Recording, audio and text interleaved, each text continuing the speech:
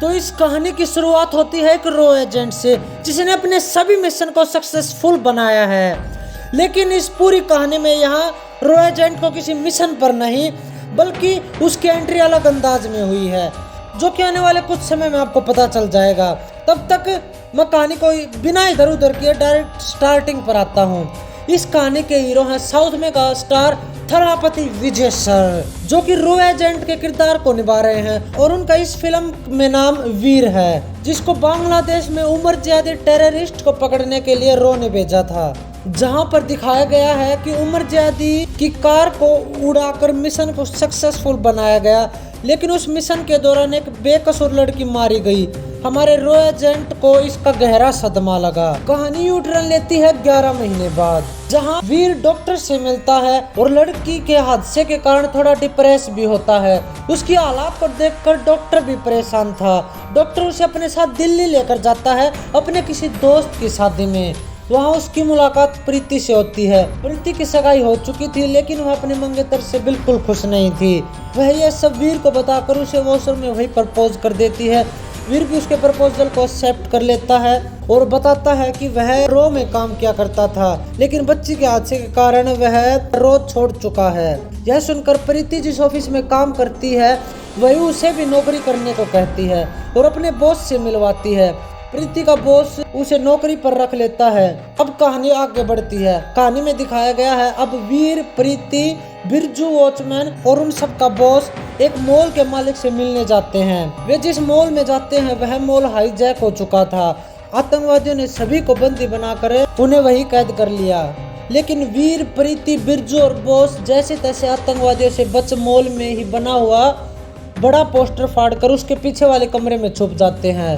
वीर इसकी जानकारी फोन पर पुलिस को देता ही है कि तभी हाईजैकरों ने सब कुछ ब्लॉक कर दिया, चाहे वो फोन का सिग्नल हो या फिर पानी या बिजली। सिग्नल ब्लॉक होने से पहले वीर पुलिस को बता चुका था कि वह एक रो एजेंट हुआ करता था। पुलिस भी फैसला लेती है और वीर को बताती है कि हाईजैकरों का मकसद उमर ज्यादी को छुड़ाने का है, और पुलिस इस मिशन को वीर यानी एक्स रो एजेंट के हाथों सौंप देती है, क्योंकि वीर ने ही उस उमर ज्यादी को पकड़ा था। यह रो एजेंट उन टेररिस्ट में से एक को पकड़ अपने ग्रुप में शामिल करता है और उन हाईजैकरों की सभी चालों को समझ उन्हें वही नाकाम कर देता है।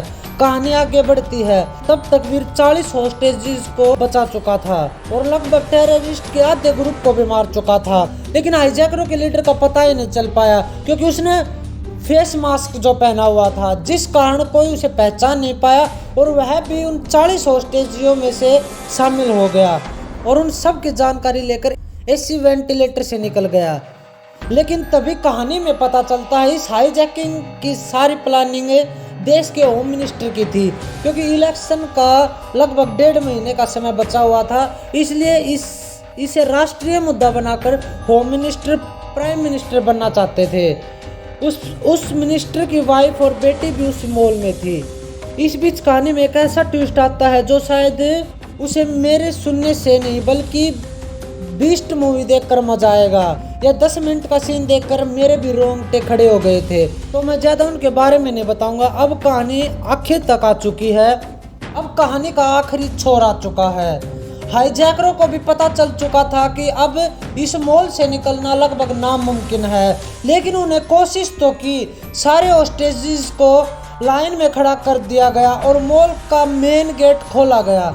बाकी सारे टेररिस्ट उन होस्टेजेस के पीछे खड़े थे और सभी के हाथों में गन्स थी, लेकिन रो एजेंट ने मॉल के पार्किंग जोन में जाकर वॉल बम लगा दिए और वीर के बटन दबाते ही फ्लोर टूटकर गिर गया।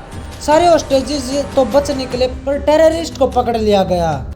लेकिन मैंने कहा था ना, बीच में एक ऐसा ट्विस्ट आया जो आपके रोंगटे तक खड़ा कर सकता है। बस उसी बीच उमर ज्यादी को छोड़ा जाता है। हाँ, तो अब कहानी के प्रेजेंट पर आ जाते हैं। सभी टेररिस्ट को मार दिया जाता है और उसी बीच खुलासा होता है कि इस हाईजैकरों का लीडर उमर ज्यादी का भाई ही था, और दूसरी तरफ उमर ज्यादी अपने भाई का बदला लेना चाहता था। वह किसी भी हालात में वीर को मारना चाहता था। उमर ज्यादी वीर को ढूंढने का इनाम 10 करोड़ रखता है। अब कहानी फिर से यू टर्न लेती है 1 महीने बाद, जहां वीर को पता चलता है कि उमर ज्यादी पाकिस्तान में है, और उमर ज्यादी को भी पता चलता है कि वीर भी उसे पकड़ने पाकिस्तान आया हुआ है।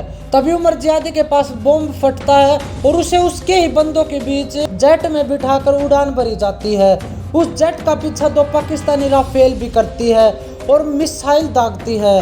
दूसरी तरफ भारत भी अपने लड़ाकू विमान को भेजता है। पाकिस्तान राइफल के मिसाइल को डिस्ट्रॉय कर वीर के जेट को प्रोटेक्ट करता है और उमर जियादी को पकड़ लिया जाता है। बस वीर फिर से रो ज्वाइन कर लेता है और 1 महीने के लिए प्रीति के साथ वैकेशन बनाने चला जाता है। कहानी का होता है दी एंड। अब इतना जो तुम्हारे लिए टाइम खर्च किया है उसके बदले में बस एक सब्सक्राइब कर दो। मिलते हैं फिर एक नई वीडियो में, तब तक बाय।